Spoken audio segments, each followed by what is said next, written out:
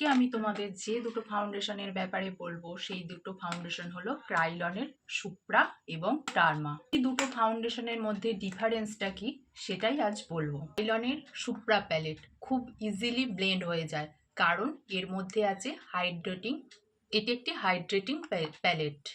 অপরদিকে derma, derma হচ্ছে খুব থিক ফাউন্ডেশন, ইজিলি ব্লেন্ড করা যায় না, এটি একটি টাইট ফাউন্ডেশন, হচ্ছে অয়েল বেসড ফাউন্ডেশন।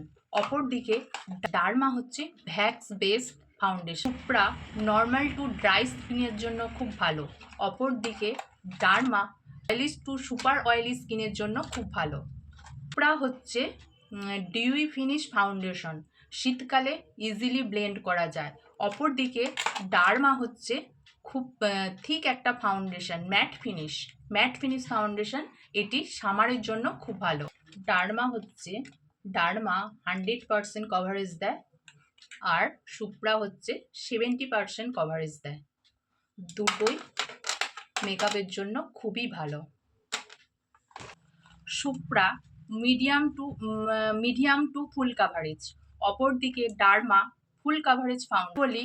সুপ্রা শীতকালের জন্য তো খুবই ভালো, কিন্তু স্কিন প্রিপারেশন জানলে ডার্মা শীতকালে ইজিলি ব্লেন্ড করা যায়।